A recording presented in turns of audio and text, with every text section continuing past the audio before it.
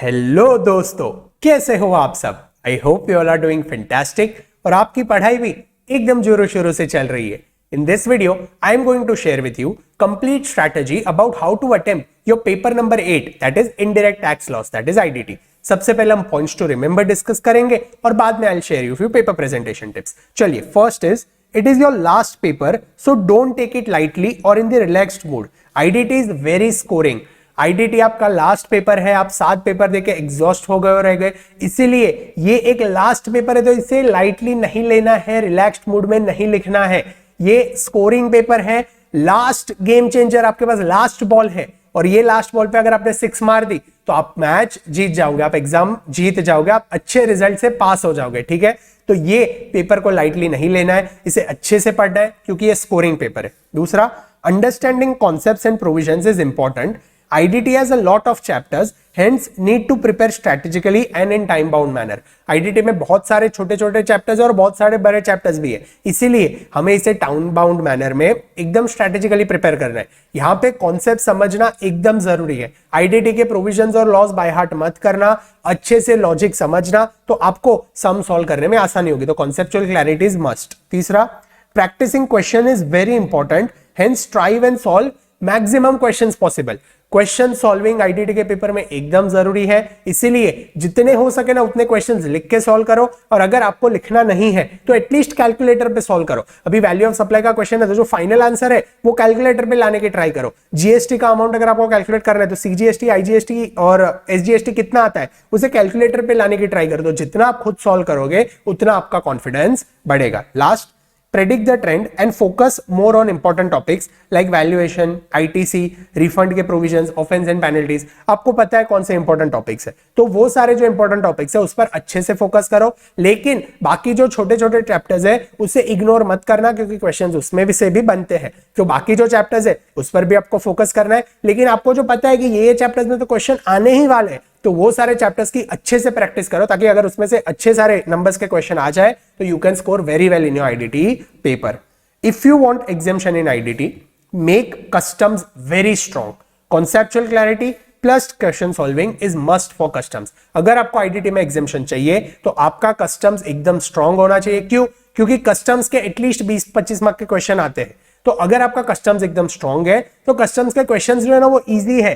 तो अगर आपके कस्टम्स स्ट्रॉन्ग है और आप वो क्वेश्चंस अच्छे से अटेम्प्ट करते हो तो 20 मार्क्स आपको बोनस मिल जाएंगे। इसीलिए कस्टम्स को अच्छे से प्रैक्टिस करना है, समझना भी है और उसके क्वेश्चंस भी सॉल्व करने हैं। Don't ignore FTP. आईडीटी में एफटीपी करके एक चैप्टर है, उसे इग्नोर नहीं करना है। एफटीपी आईडीटी का ही पार्ट है तो उसे बुरा ना लगे ना, इसलिए उसको भी पढ़ के जाना एग्जाम में। ठीक है, क्योंकि एफटीपी में से पूछते हैं। At least solve questions of FTP.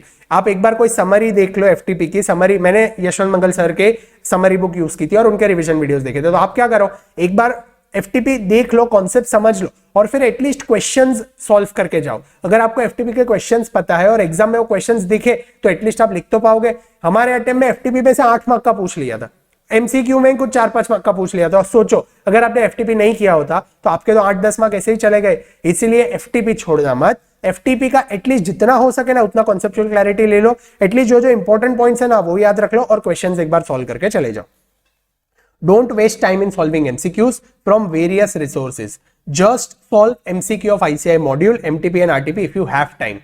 अगर आपके पास टाइम है तो ही यहाँ पे MCQ सॉल्व करना, अदरवाइज MCQ सॉल्व करने में टाइम वेस्ट मत करना। आपके जितने कॉन्सेप्ट स्ट्रॉन्ग हो गए ना उतना आप MCQ अपियर कर पाओगे, क्योंकि आपने जो MCQ सॉल्व किया ना वो एग्जाम में नहीं आने वाले। एग्जाम में कोई नया ही MCQ बनेगा। इसीलिए MCQ अगर आपके पास थोड़ा बहुत टाइम बचता है, आपको खुद ऐसा लग रहा है कि भाई कुछ छूटना नहीं चाहिए, तो ICI के कुछ MCQs है ना, MTP RTP के उतने से सॉल्व करके जाना, बाकी MCQ सॉल्व करने की जरूरत नहीं है। प्रोविजंस और क्वेश्चंस सॉल्व करने पे ज्यादा फोकस करो, उसी में से MCQs बनकर आएंगे। ठीक है, rather spend time revising provisions, you will be able to solve MCQs easily in the exams। अगर आपका क्वेश्चन सॉल्विंग अच्छा है, कैलकुलेटर पे ग्रिप अच्छा है, आपको प्रोविजंस अच्छे से पता है तो MCQs आप इजीली सॉल्व कर पाओगे। ठीक है, next, you can remember section numbers then good, but if no then don't worry at all। Section number अगर याद रहते हैं तो अच्छी बात है, लेकिन अगर याद नहीं रहते हैं तो टेंशन लेने की जरूरत नहीं है। सेक्शन नंबर्स इतने इंपॉर्टेंट नहीं है in IDT paper. They are not very important. Section numbers will just help you recall provisions better. अगर आपको सेक्शन नंबर याद है तो प्रोविजंस रिकॉल करने में आपको अच्छा पड़ेगा, लेकिन एग्जाम में अगर आपको क्वेश्चन सेक्शन नंबर्स नहीं आते हैं तो उसे याद रखने की जरूरत नहीं है. They are not very important, आपके मार्क्स डिडक्ट नहीं होंगे. ठीक है, चलिए. Read small miscellaneous topics at least twice. जो छोटे छोटे आईडीटी के टॉपिक्स है ना, वो एटलीस्ट 2 बार तो पढ़ के जाना, क्योंकि उसमें से क्वेश्चंस बनते हैं, उसे छोड़ना मत.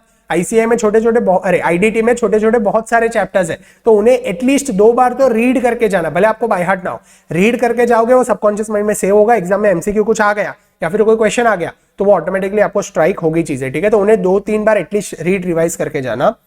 MCQs and small questions do come from it. Circulars issued by the department and amendments applicable for your attempt is very important. IDT में ये जो सर्कुलर्स इश्यू करती है ना डिपार्टमेंट, वो बहुत जरूरी है. सर्कुलर्स में से क्वेश्चंस बनते हैं, इसीलिए you should have a proper understanding of it because questions do come from it. तो जो अमेंडमेंट्स है आपके अटेम्प्ट के लिए, उन्हें भी अच्छे से करके जाना. उसमें से एटलीस्ट 4-5 मार्क का एक क्वेश्चन आएगा. और जो सर्कुलर्स है, सर्कुलर में से भी शायद एक 4-5 मार्क का क्वेश्चन एग्जाम में आ जाएगा. इसीलिए सर्कुलर्स आपको अच्छे से करने, उनका अंडरस्टैंडिंग आपको होना जरूरी है. Last, in 1.5 days try and cover maximum possible topics as quick as possible. IDT थोड़ा वास्ट है, लेकिन आपको सारे टॉपिक्स कवर तो करने हैं 1.5 days में. तो कैसे करेंगे? जितने प्रैक्टिकल चैप्टर्स है ना, उन पे क्वेश्चंस पे फोकस करो. जितना हो सके ना उतना क्वेश्चन सॉल्व करो प्रैक्टिकल चैप्टर्स की. और जो थियरी चैप्टर्स है ना, उन्हें फटाफट एक बार रीड कर लो. थियरी चैप्टर्स जो है उन्हें सब रीड कर लो, और जो प्रैक्टिकल चैप्टर्स है उनमें जितना हो सके उतना क्वेश्चन सॉल्व करो. तो ऐसे अगर आप आपका 1.5 days यूटिलाइज करते हो तो अच्छे से आप आईडीटी में अच्छा मार्क्स स्कोर कर पाओगे.